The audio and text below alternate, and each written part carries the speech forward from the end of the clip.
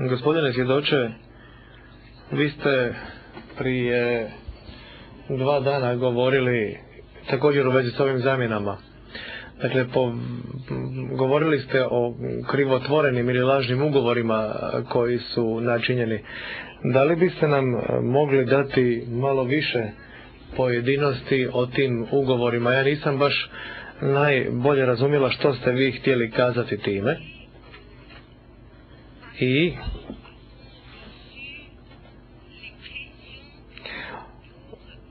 koji su bili ti ljudi koji su vršili prijetnje da bi se načinili takvi krivotvoreni ugovori? Prema mom saznanju, mislim da je u pitanju Čakmak Rade, a komu je dao ideju na to, moje saznanje je Sibinčić Osaja, koji je upućivao i druge da postupe na isti način. Tek kad se pojavio pravi vlasnik i pokrenuo ovaj postupak pred sudom, onda se i to saznalo da su oni miliciji pokazivali takve lažne ugovore. Jer milicija nije intervenisala dok nije pravi vlasnik podneo tužbu sudu.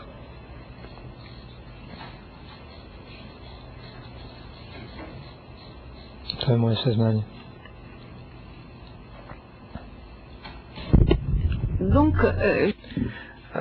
Još uvijek nisam najbolje razumjela. Dakle, postojali su ugovori u kojima su spominjani, navođeni, dakle, vlasnici, a koji zapravo nisu bili vlasnici koji su ušli u posjed kuće. Ili? Nisam baš razumjela. Što je pisalo u tim ugovorima?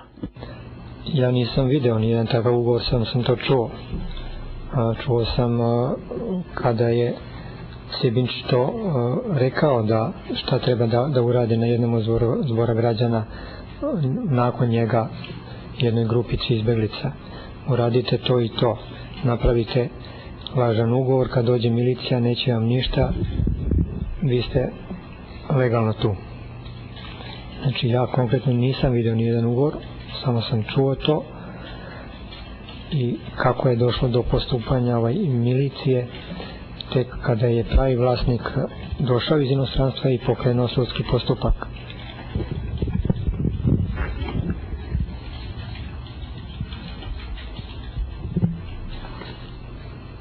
Alors, si j'ai bien... razumete. Si j'ai bien compris... Ako sam dobro shvatila, bilo je Srba koji bi pristigli iz Hrvatske, koji bi dobili kuću,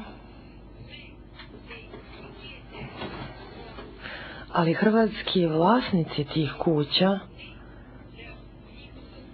zapravo nisu pristali da se vlasništvo ovih kuća prebaci. Da li se to tako događalo? Ne radi se o prebacivanju vlasništva, nego prava da borak. Napravili su ugovor da su se dogovorili sa vlasnikom da im on ustupa na korišćenje privremeno. Attendez, monsieur le témoin, j'ai quelques connaissances. Predsjedavajući sudija, gospodine svedoče, imam ja nekih znanja kada je reč o ovoj oblasti usled dužnosti koje sam ranije obavljao. Dakle, situacija je vrlo jednostavna. Gospodin Sibinčić kaže izbeglicama: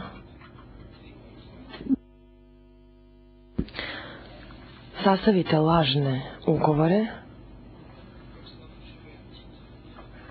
i tako ćete imati pravo da zauzmete ovu ili onu kuću.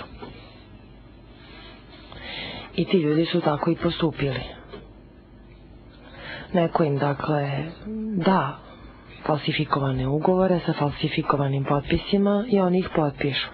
Ali pravi vlasnici nisu u toku jer su oni u inostranstvu.